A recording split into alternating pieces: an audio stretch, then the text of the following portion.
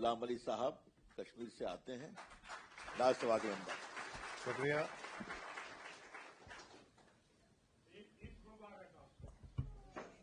Thank you. Dice पे इज्जतमाब हमारे member parliament, thinker,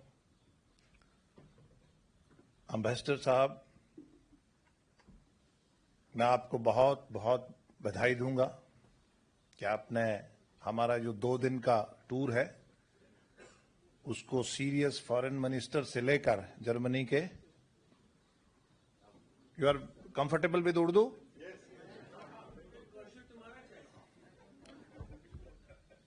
उसमें क्या है कि मैं एम्बेसडर साहब को मुबारकबाद दूंगा कि फॉरेन मिनिस्टर से लेकर और सभी पार्लियामेंटेरियन, थिंकर और बहुत सारी डाइस फोरा तक बहुत बिजी एंगेजमेंट्स रही और फ्रूटफुल रही।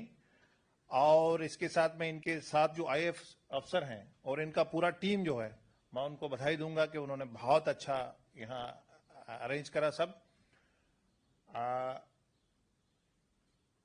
मैं कल बाजार चला गया तो वहां मुझे वापस आने लगा तो सर आप कहाँ से हैं? मैंने कहा जी मैं इंडिया से हूं। नहीं सर मैं केरला से हूं।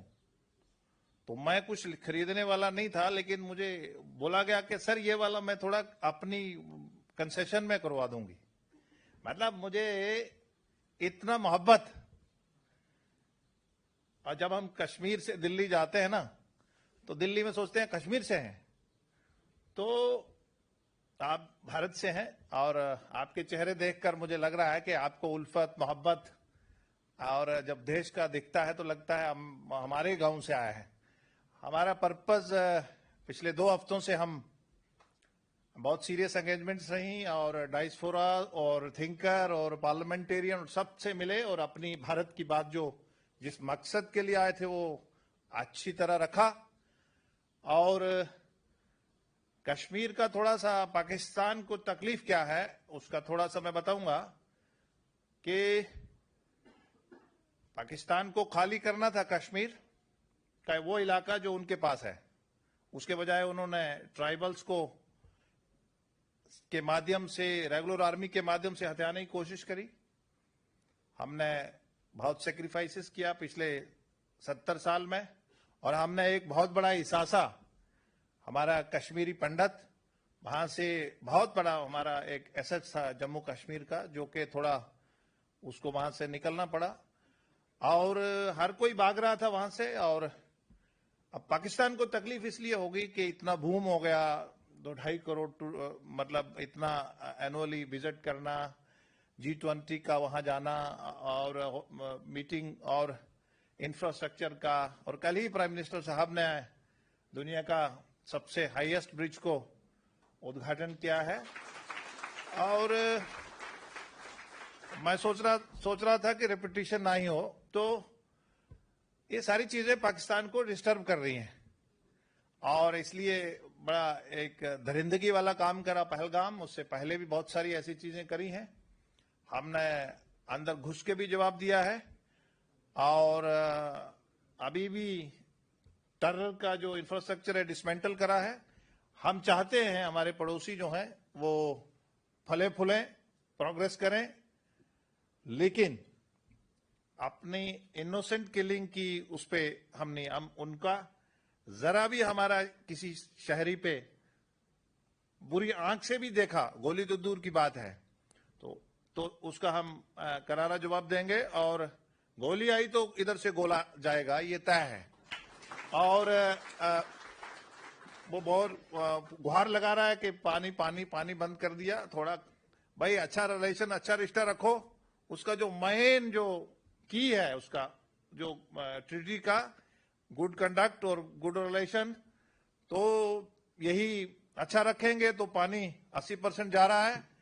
बाकी हमने भी तो इरिगेशन और अपने प्रोजेक्ट्स और हाइड्रो एनर्जी का कुछ करना है अपने लिए भी। खून और पानी इकट्ठा नहीं जा सकता, ये तो तय है और हमारे सीनियर लीडर्स ने बताया आपको।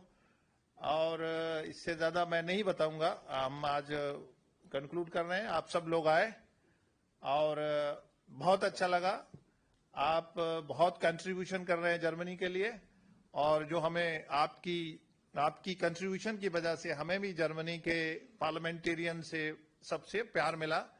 और इसको बनाए रखिएगा अपने किरदार को और आगे बढ़िएगा। Thank you. मित्रों, आप चलते हैं पूर्वी भारत, बंगाल की आवाज Samik Bhattacharya, member of upper house.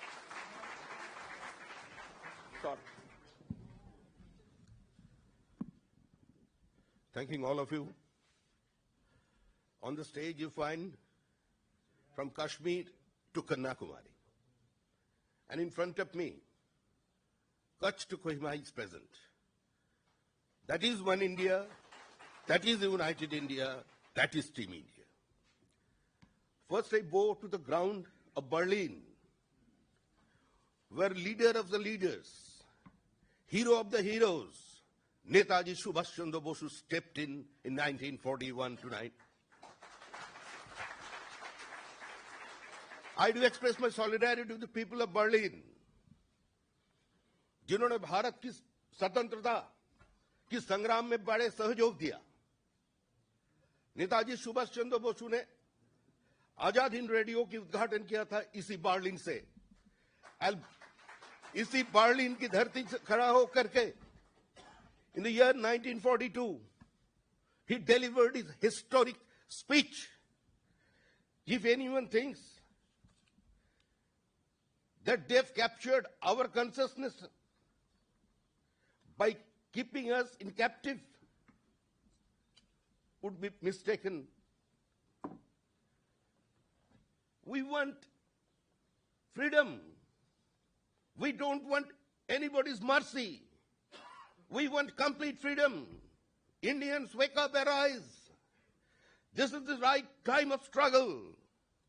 This is the last chance of independence. जय हिंद।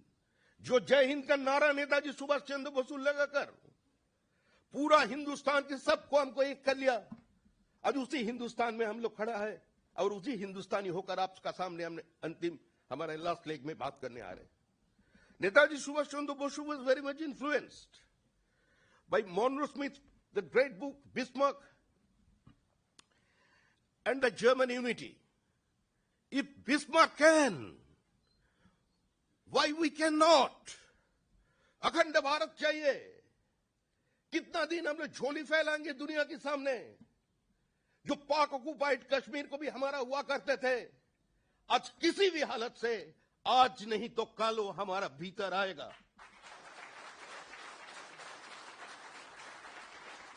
अगर बर्लिन की दीवार टूट